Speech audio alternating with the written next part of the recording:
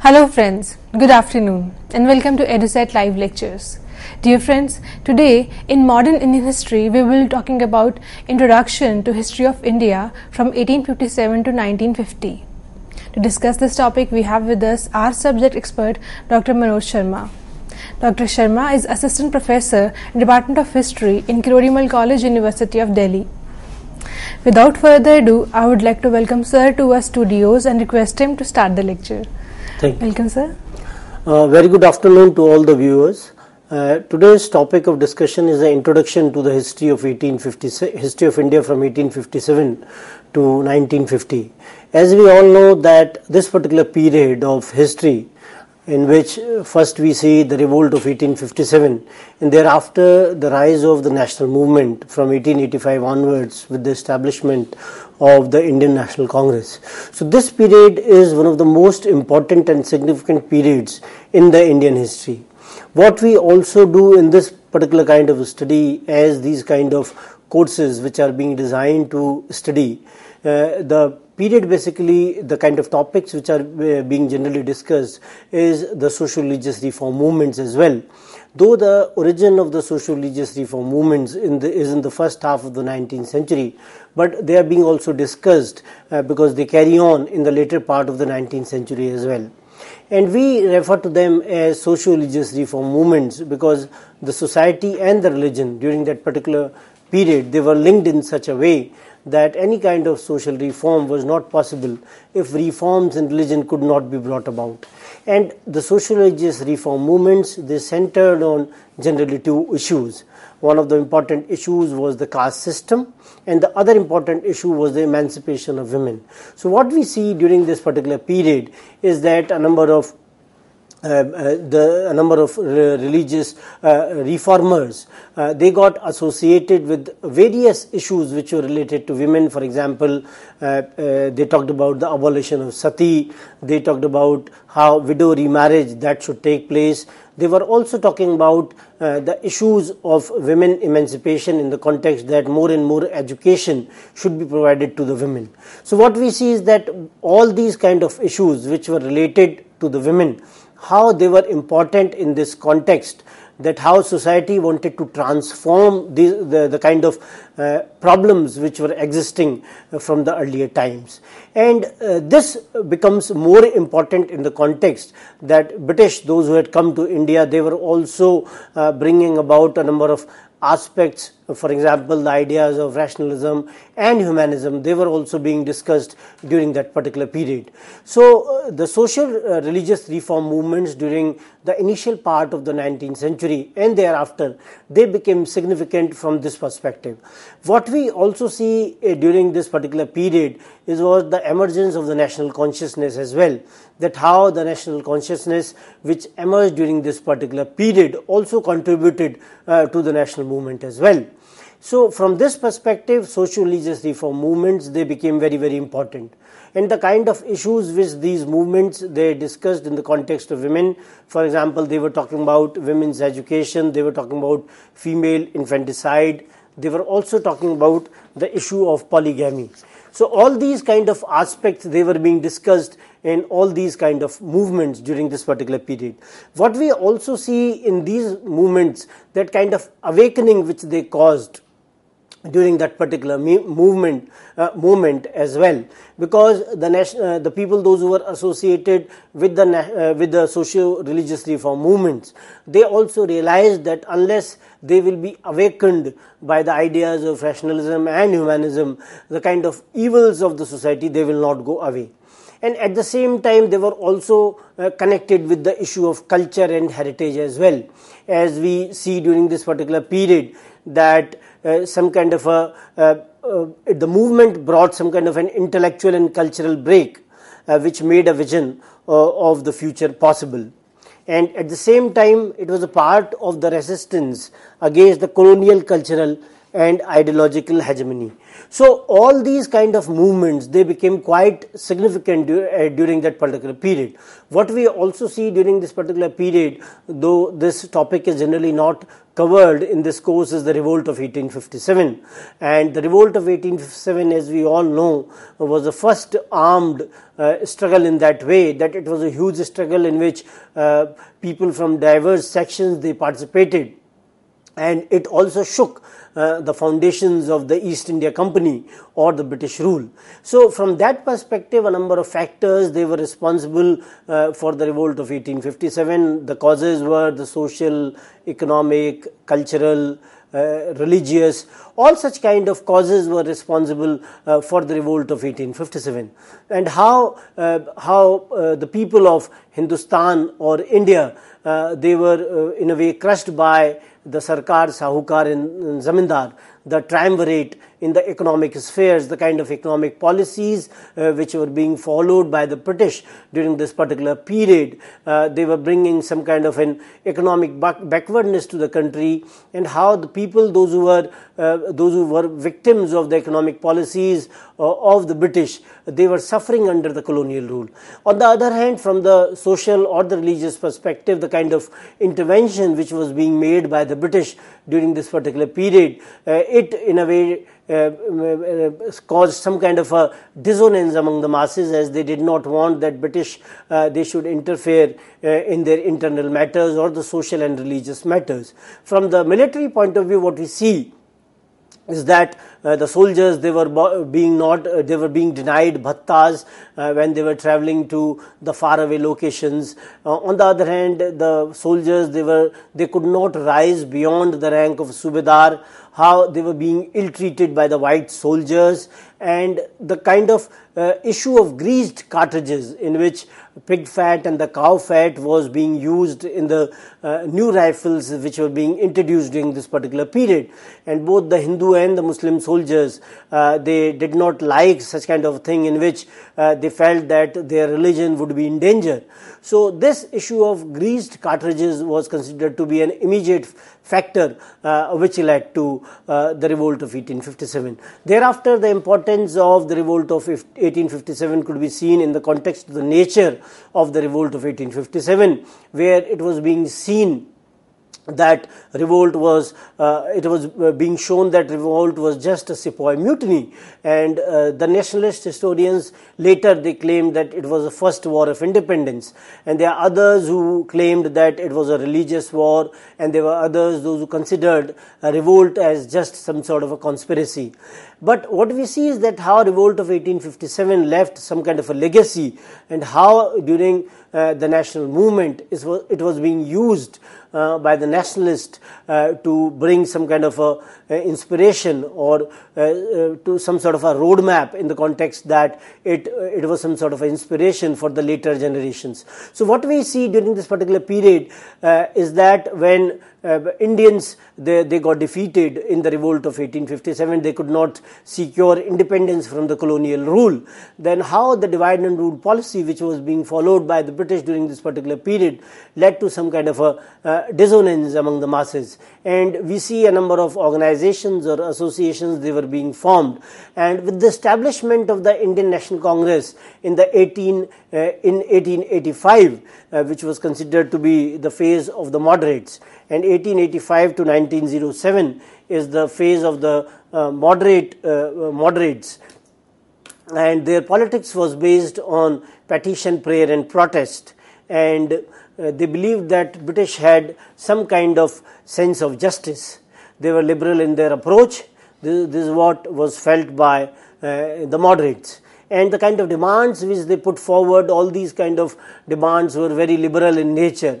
And when these kind of demands, they were being put forward so that they could be redressed by the colonial government, it showed their maturity, because these kind of demands, they were not only dealing with the kind of issues which were there in India, but at the same time the people, those who had been sent as indentured labor to other parts of the world, they were also trying to address their grievances.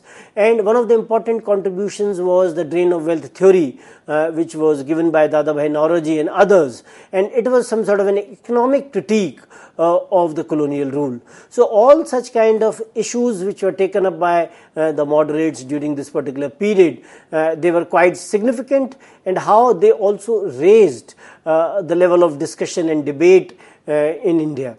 What we also see is the Swadeshi movement during this particular period. 1905 was the period when the Swadeshi movement was launched, and Swadeshi movement was talking about the issue of Swadeshi and boycott, that how we should use the Swadeshi goods and commodities, how emphasis on Swadeshi or national education was put, and how British goods and services and British education, all that was to be rejected or boycotted by the Indians. So it created some kind of a climate within the country because of which the kind of consciousness with regard to the national movement, it was raised. And when Swadeshi and the boycott movement, it became quite popular in Bengal and other parts of India, we see a number of leaders, they also got recognition because of their contribution in this movement. And the movement was launched because British, they wanted to divide the Bengal on the basis of the division of Hindus and Muslims, that how they wanted to weaken the national movement, in which in Western Bengal we'll have more of Hindus and in Eastern Bengal we'll have more of Muslims. So it will be able to weaken the national movement in this way, and the reason was cited as the administrative efficiency or expediency. So what we see is that how the consciousness of the masses was raised from 1885 onwards, when the establishment of the Congress takes place, and how a number of issues they get prominence during this particular period. After the phase of the moderates, we find the phase of the extremists. Lal, Bal and Pal, they were considered to be the three important leaders who were associated with the extremists. And all these important leaders, for example, Gangadhar Tilak, he says that Swaraj is my birthright and I shall have it. And they also excessively glorified the ancient heritage. So what we see during this particular period, that the extremists, they were critical of the moderates. The kind of politics which was being followed by the moderates was not acceptable to the extremists, and they felt that they have to follow a kind of politics in which they are able to force the colonial government to withdraw from India, and for that they'll have to follow an approach in which they should not be mere mendicants, they should not be mere beggars, rather their approach should be more forceful in nature. What extremists did was, in the context that they deified the nation, they considered nation to be some sort of a deity, because of which some of the Muslim elements, they got alienated from the kind of politics which they followed. Another important phase of this particular period was the period of the revolutionaries. What we see during this particular period is that how revolutionaries, they were disillusioned with the colonial or the British government, and they used violence to achieve their objectives, and how they attacked on government officials and the treasuries. Bhagat Singh and others like Rajguru, Ashfaq Ullah, Chandrasekhar Azad sacrificed themselves for the country.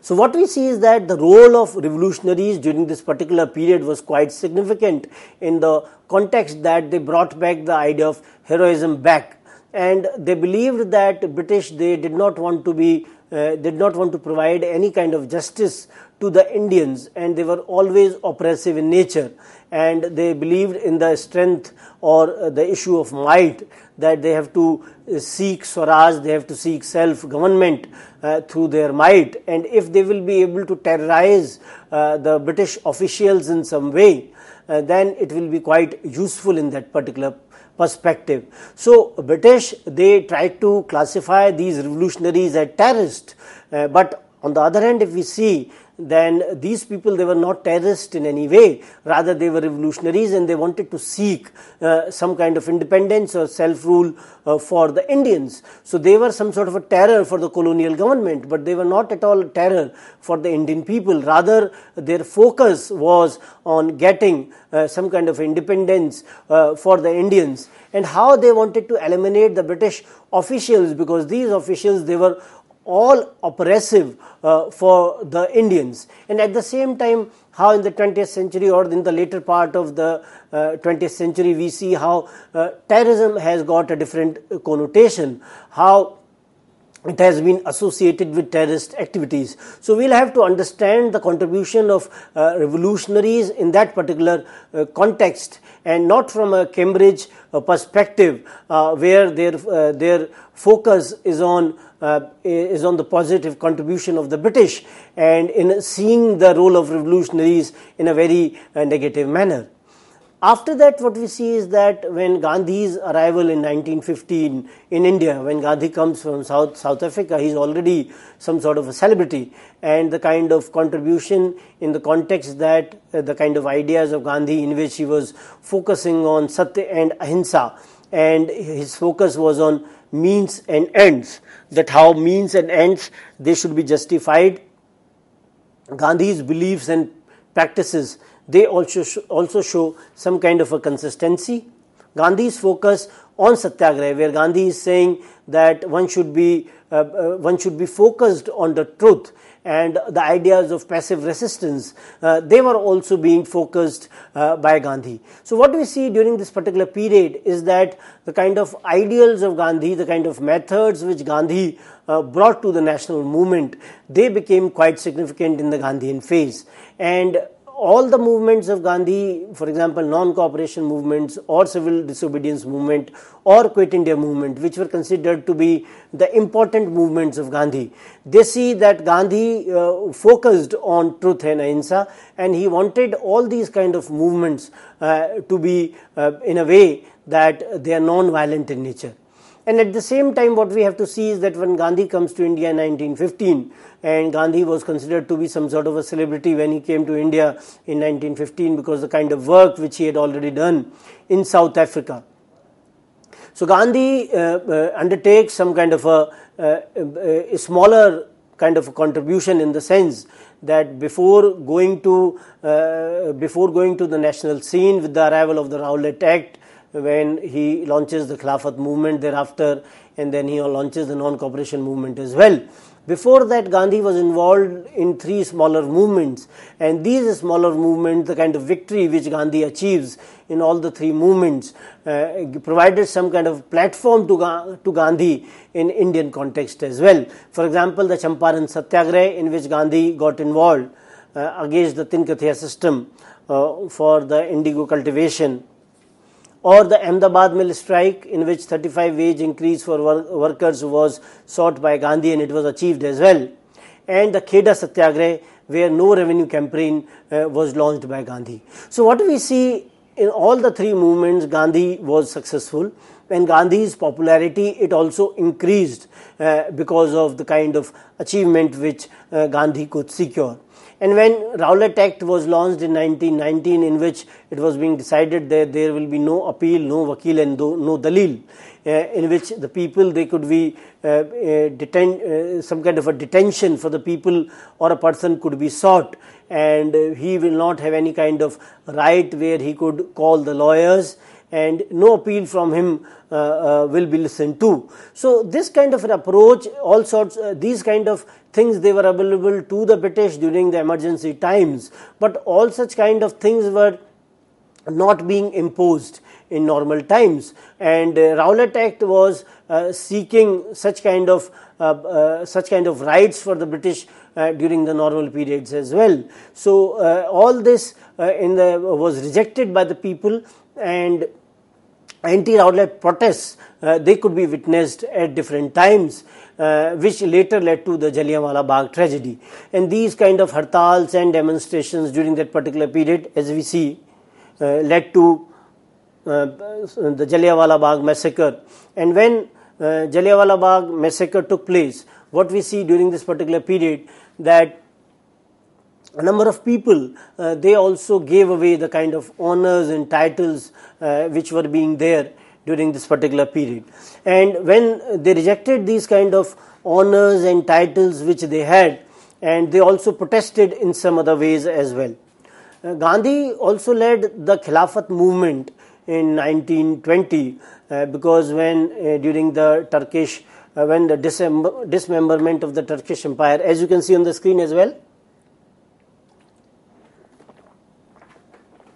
that the dismemberment of the Turkish Empire took place with the Treaty of Sevres, and when this Treaty of Sevres was signed and the Turkish Empire was dismembered, then Gandhi realized that some kind of a movement which was associated with this, for example, the Khilafat movement, it was launched with the two Ali brothers, Shaukat Ali and Muhammad Ali, and both of them, they played an important role with Gandhi. And when this kind of a movement was launched, this movement later merged with the non-cooperation movement. And the non-cooperation movement, it aimed that how the Indians, they did not have to cooperate with Gandhi in any way. And when this kind of a non-cooperation movement was launched by Gandhi in 1920s, we see a huge participation of the masses. For example, Hindus and Muslims together, they participated in this particular movement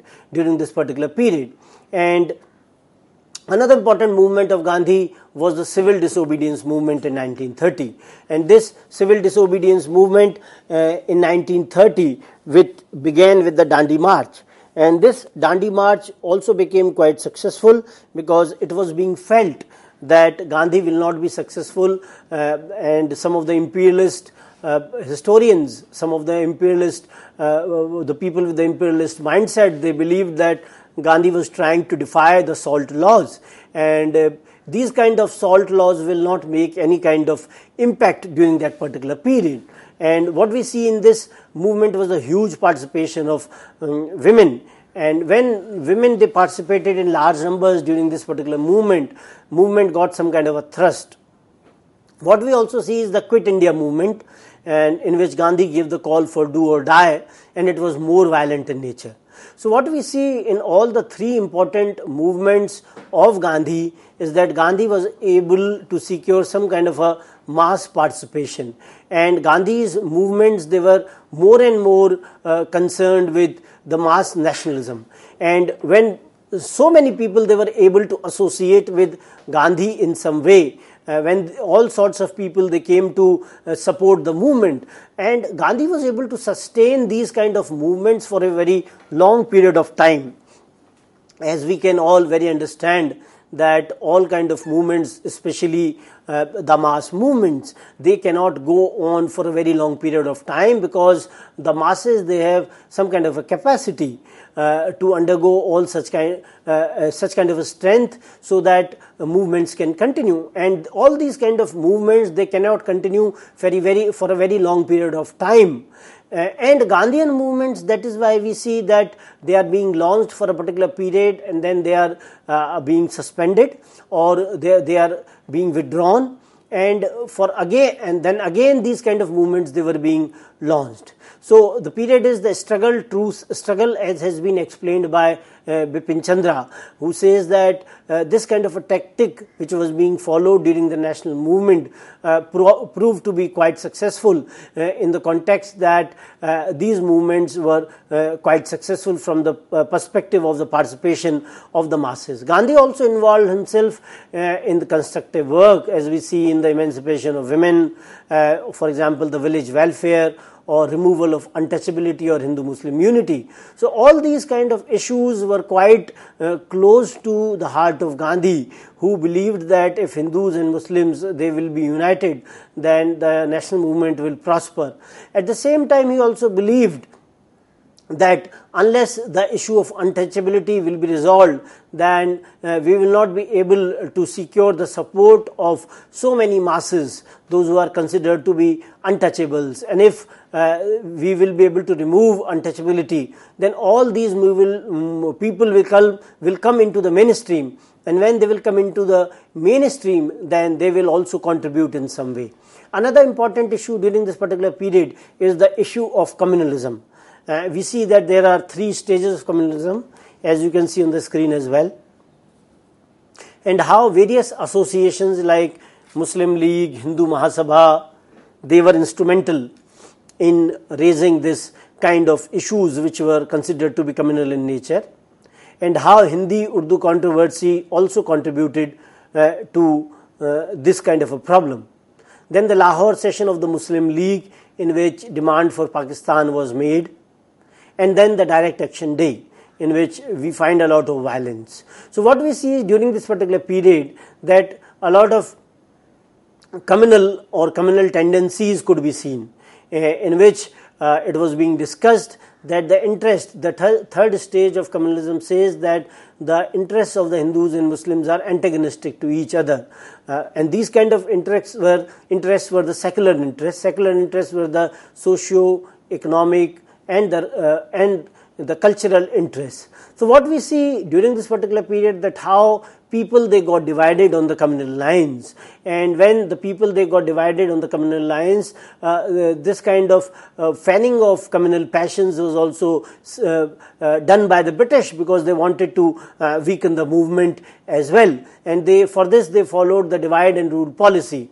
Another important contribution during this particular period was made by the Indian National Army, or INA, in which Subhash Chandra Bose played an important role. It was initially started by Captain Mohan Singh, and thereafter Subhash Chandra Bose, who gave the call of Dilli Chalo, or Tum Mujhe Khoon Do, Main Tumhe Azadi Dunga. So all these kind of slogans, they were being raised during this particular period, and how INA was also able to inspire the masses. What we also see during this particular period was the partition. When the partition took place in 1947, during this particular period, and with the arrival of partition, when India and Pakistan, both of them, they were being partitioned, we see a lot of displacement of masses, and how these displaced people, they were being called refugees in their own countries. So when we see this particular period, or this particular period as from 1857 onwards till 1950, during this particular period we see that how the Constitution of India, that was also being framed during this particular period, and when the Constitution came, the kind of role which was played by B.R. Ambedkar in the Constituent Assembly, where he was the chairman of the drafting committee. So this particular period of modern India, from 1857 onwards till 1950, is very, very important from the perspective of the national movement. It is also important from the perspective of the role of the various factions of the Congress, be it moderates, be it extremists, or the Gandhian phase, in which the issue of mass nationalism became quite important. So when we try to study all such kind of movements during the national movement, and the kind of ideas of nationalism which were generated during this particular period, this period becomes quite relevant. And at the same time, this period has a lot of scope and relevance as well. So the scope and the relevance of the national movement will be taken up in another kind of discussion. Till then, I'd like to say thank you. Thank you so much.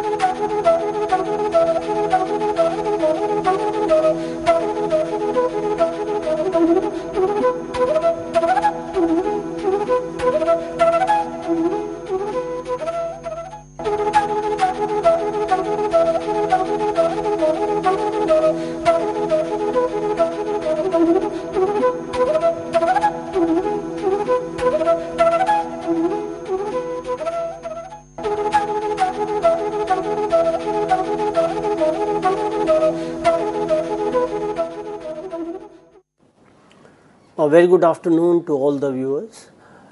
Today we will talk about the scope and relevance of the phase of 1857 to 1950, which is considered to be an important phase of the Indian national movement. Because the 1857 we witnessed the revolt of 1857, and thereafter what we have seen is that how the national movement beginning from 1885 onwards with the establishment of the Indian National Congress and how it played an important role. So how this movement of the various factions of the Congress or the various phases in which we see the moderates, for example, thereafter the extremists, and thereafter the Gandhian phase of the national movement. So all of them, they played an important role in some sort in terms of achieving independence of India. What we see during this particular period is that how the devastating impact of the colonial rule was realized during this particular period, that colonialism and imperialism, both of them, they were very devastating for the Indians, and this was being realized by the Indians, that how the colonialism and imperialism were creating some kind of a havoc on the Indian economy, and at the same time not only from the economic perspective but at the same time social and cultural aspect of the people was also affected because of the kind of rule which was being undertaken by the British. The exploitative character of the colonial rule could also be seen during this particular period when we see, as you can see on the screen as well,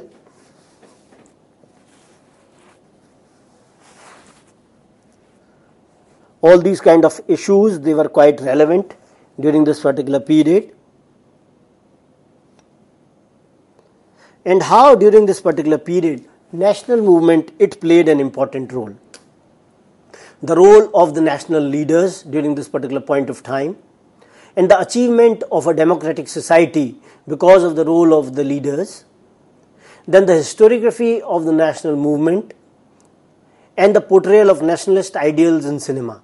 So what we see is that the national movement had a very great scope in that sense, and it is relevant from the modern times, even after India achieved independence in 1947.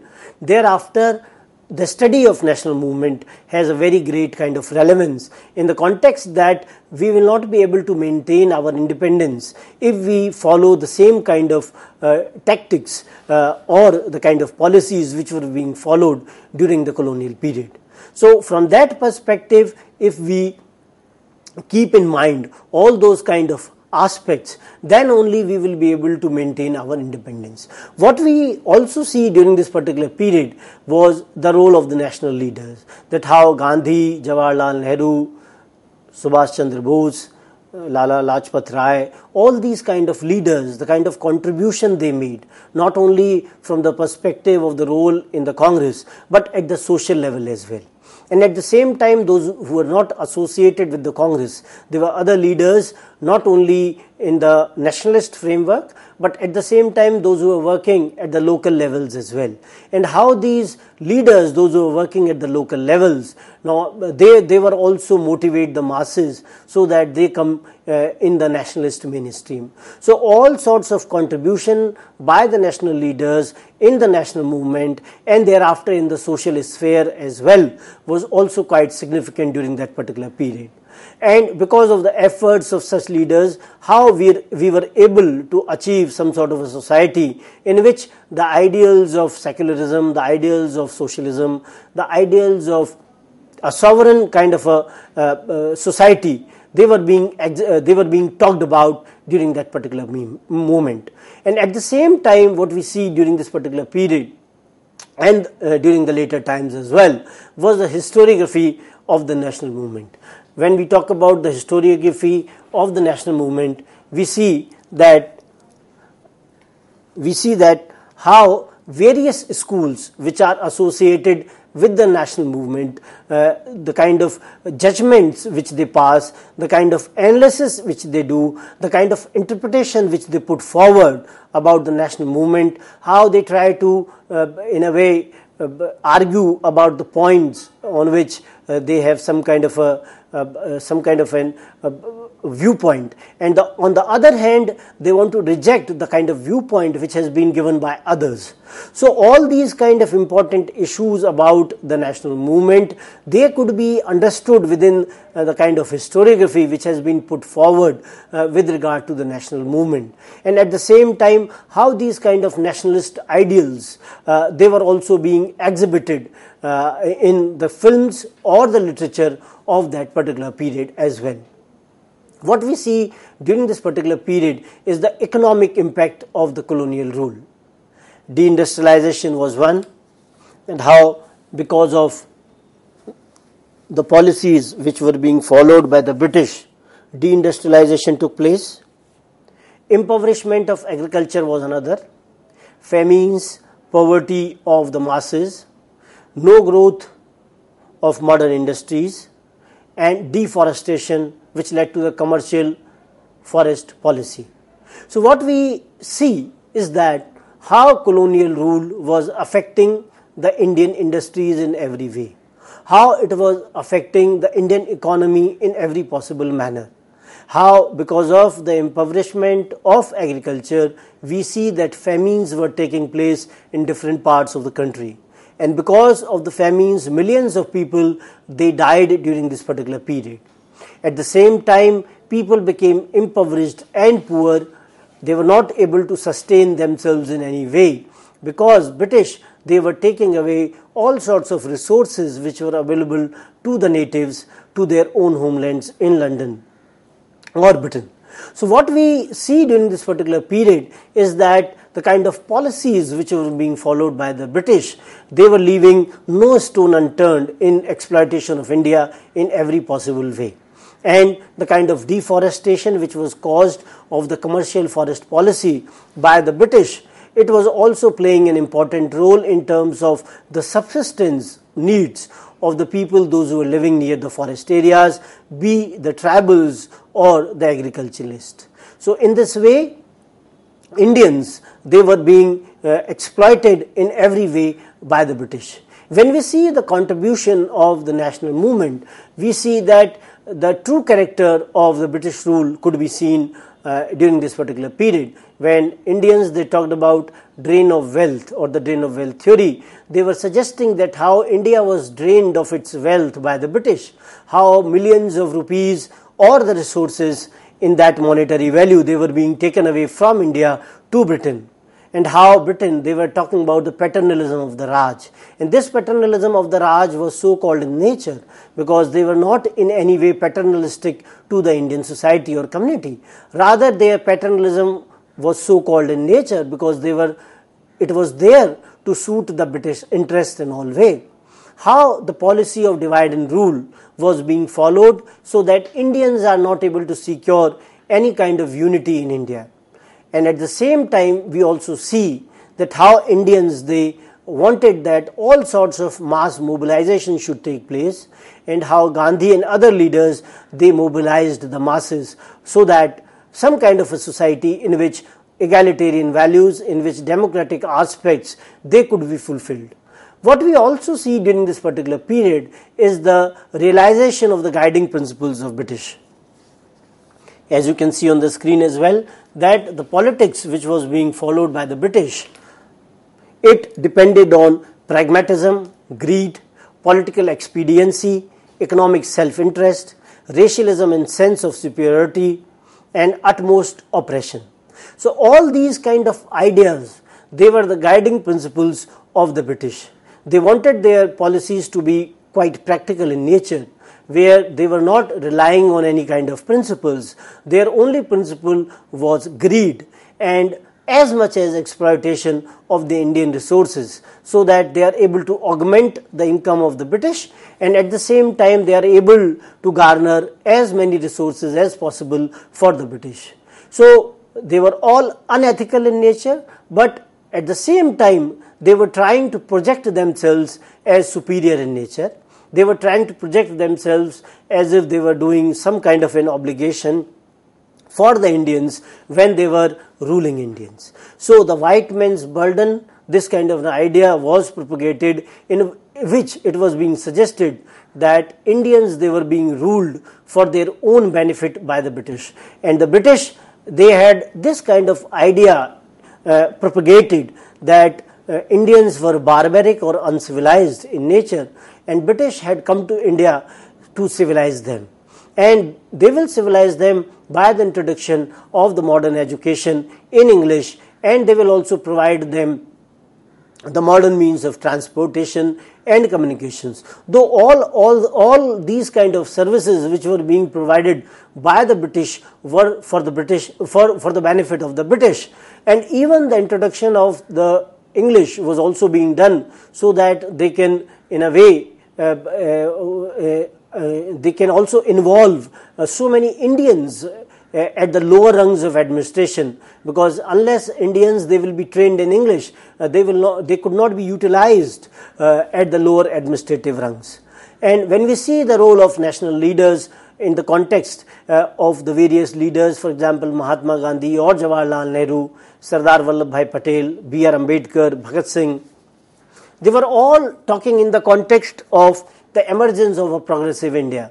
Their ideals were such that they wanted India to be self-reliant in nature, and they wanted that when India becomes independent, that then we should have such kind of a society which is more democratic, which is more secular in nature, and India will be able to realize its own potential only when it will become independent. So all these kind of important aspects which were related to the national movement, the kind of contribution which was made by the leaders, they were quite relevant. It had a lot of scope in terms of understanding the true nature of the colonial rule, and at the same time the actual contribution which was made by these leaders would also be understood when we try to assess them within the context of the nature of the colonial rule.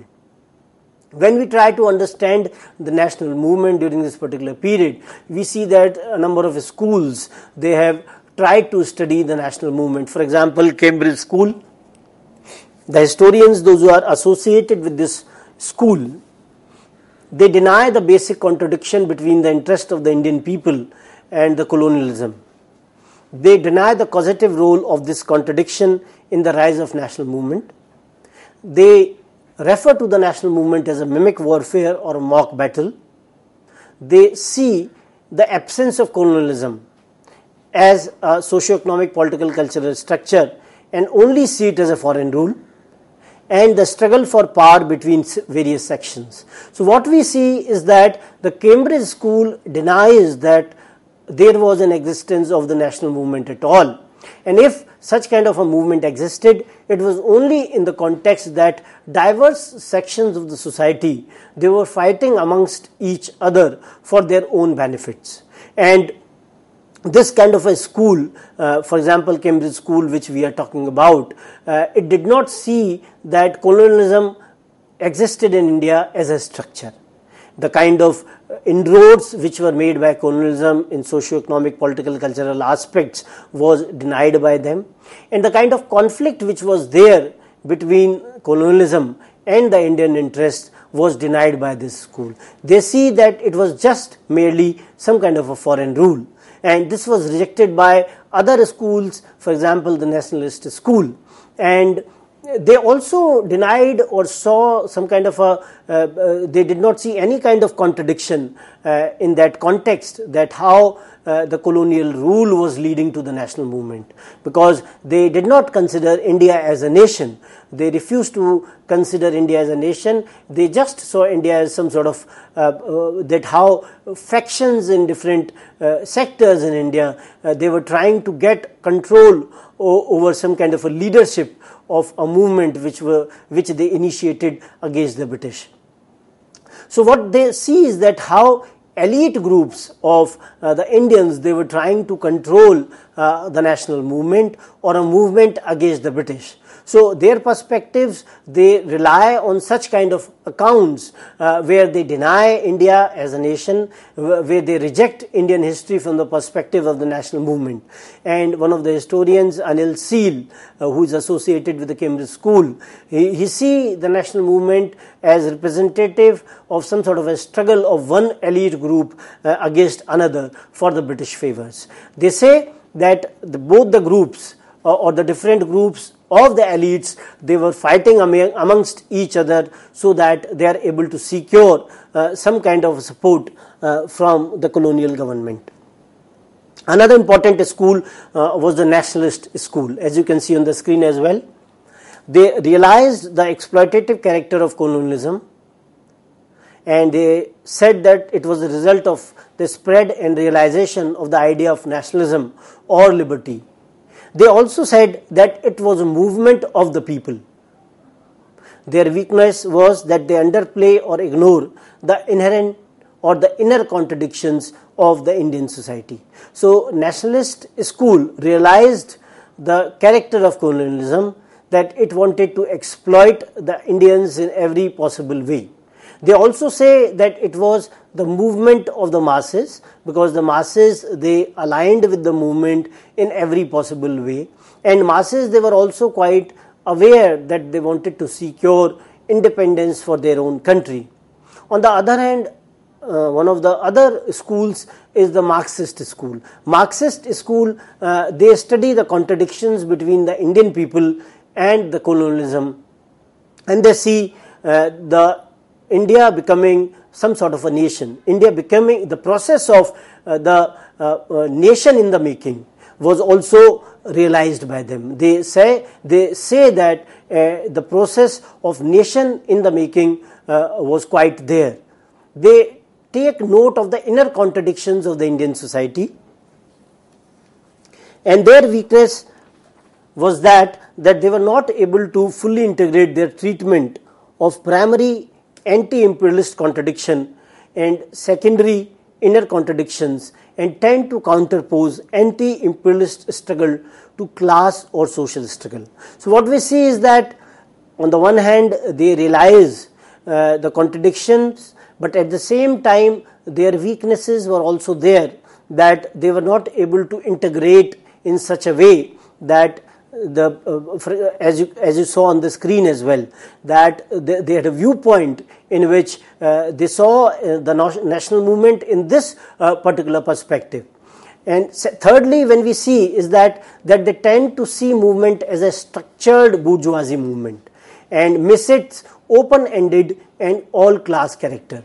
So that the national movement was open-ended in nature, but they see it as a structured bourgeoisie movement. So this was one of the weaknesses, that the all-class character of the national movement was not seen by them. And then they tend to equate or conflate the national leadership with bourgeoisie or capitalist class.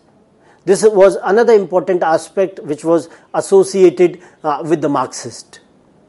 Another important school was the subaltern school. Subaltern school basically was a school which was dealing with the history from below. History from below means that they wanted to read history from below, how the subordinate classes, which are referred to as the subaltern classes, subaltern in the context that they are being subordinated in their position, and how their history was an important history, how their history should also be read. These people, they had all kinds of consciousness. This should also be realized, as has been suggested by the subaltern school. They want to study the autonomous domain of the subaltern consciousness, where they assign that whoever is subordinate in class, in context of gender, office or caste, their history should also be understood. And they also said that the study of the subaltern was premeditated and it had a consciousness. And this consciousness was opposed to spontaneity. So subaltern, they study the basic contradiction in the Indian society, and this contradiction was between elites, which were both Indian and foreign on the one hand, and subaltern group on the another. Two distinct movements they existed, real anti-imperialist movement stream of the subalterns and the bogus national movement of the elite. This is what they argue. So this argument that movement was divided into two groups, in which there was one elite movement and there was another which was the real movement of the subordinate classes or the subaltern, was being propagated by the subaltern school. It had a number of weaknesses as well, because it some sort of a disturbing resemblance to the imperialist or the neo-imperialist characterization could be seen in this particular movement.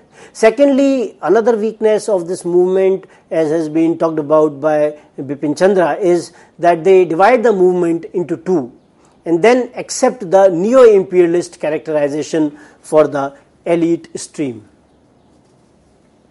Thirdly, generally ahistorical glorification of all forms of popular militancy and consciousness, and equally ahistorical contempt for all forms of initiative and activity by intelligentsia, organized party leadership and elites. So what we see is that this particular group or the subaltern group is talking about all kinds of aspects in which some sort of a neo-imperialist characterization of the movement is being done.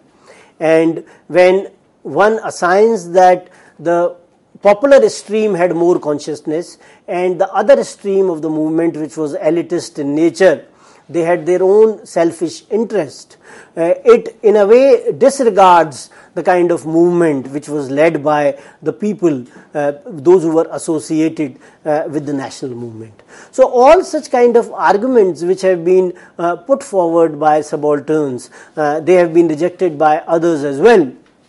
And when we try to assess the national movement, we see that there was some kind of fundamental contradiction between the Indian people and British colonialism.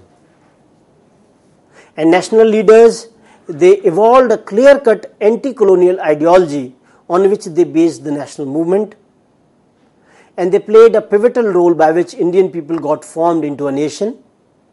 And the objective and the function of the movement was to promote growing unity of the Indian people through a common struggle against colonialism.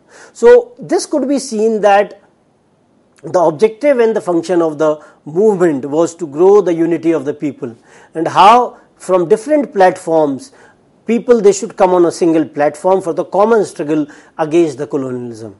So that was the objective and the function of the movement. What we also see is that when all this kind of a movement which was being led during that particular period, it find resonances in the cultural sphere as well. The literature of that particular period, the cinema of that particular period also finds mention of all these kind of aspects of the national movement.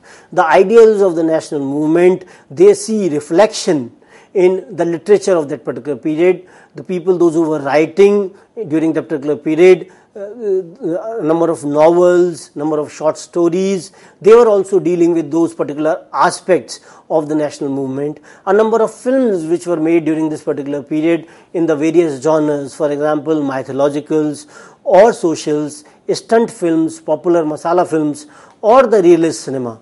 All such kind of films which were made during this particular period, they were in a way trying to see the national movement. They were trying to interpret the national movement in their own way, and the kind of impact they created on the masses during this particular period was also associated with the national movement.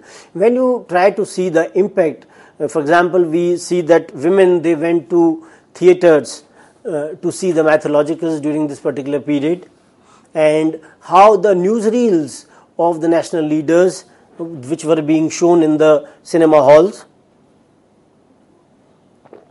how cinema was used as a new audio visual source of writing history, how the portrayal of nationalist aspirations and motives in cinema could be seen during this particular period, how use of cinema by the national leaders in elections was also done, how assessment of the British censorship policy, which was political, arbitrary and oppressive, was also done. So what we see is that if national movement was not all that relevant, if it had not affected all sections of society, then how the ideals of the national movement could find some kind of a resonance in everyday life of the people, how so many people, they got associated with almost all movements. And when we see the non-cooperation movement, when we see the civil disobedience movement, in which thousands of people, they went to prisons voluntarily, when thousands of people, they participated in the movement in a very non-violent way. So if they did not feel associated with the movement in any way, all sorts of people, all sections of the society, how they participated in the movement, that was not possible. And how various streams of arts, they could also find the issues which were relevant to the national movement in their own way, how they got portrayed in literature, how they got portrayed in cinema or in art. For example, where Abhinandannath Tagore or Nandalal Bose, all these people, those who got associated with a new kind of art which was against the colonial traditions of art, which was quite there in the 20th century when India was fighting against the colonial rule. And at the same time, when we try to see this kind of a contribution in the framing of the constitution as well, the preamble says that India is a sovereign, secular, socialist, democratic republic. So the Constitution of India, in which B.R. Ambedkar played an important role in the drafting of the constitution, where the fundamental rights, directive principles of the state policy, which are talking about the rights of the individuals, they are talking about the progression of the society in which all the aspirations of the peoples, they should be met. So they are being talked about in that fashion. And at the same time, the universal suffrage, which was being given to the Indians, in which they can vote irrespective of any kind of distinctions. If they achieve a particular age, then they are being given the universal suffrage. So all those kind of aspects which were being given to us by the Constitution of India, it became only possible because the ideals of the national movement, they were dealing with such kind of aspects where they were demanding Swaraj or self-rule, where they were demanding that India should have a society which is secular in nature, India should have a society which is democratic, India should have a society which is socialist. So all these kind of notions which were already there during the national movement, they got reflected in our Indian constitution as well. And later we see that how when India became independent, then we have a mixed economy in which the private and the public sector, both of them, they are participating. The kind of scientific and the technological developments which are taking place, where IITs, space programs, IIMs, then Green Revolution which took place from 1969 onwards, liberalization and the globalization of the economy in 1990s, and India's race to become a superpower. And this kind of journey, it continues. So what we see is that even after independence from 1950 onwards, we see a lot of contribution by the Indian leaders, a lot of contribution by the people themselves in finding a feat at the world level, because unless they will make some kind of a growth in engineering, in administration, in business atmosphere, they will not be able to achieve the economic, social, political objectives which call for an egalitarian society, which call for the progress and the development of the country. So with this, I'd like to end the discussion. Thank you. On that note, I would like to thank sir for this very enriching discussion, and I hope, dear friends, you have come to understand and appreciate what the history of modern India is all about. On that note, thank you, dear friends, for watching our show. Stay tuned and keep watching. Thank you.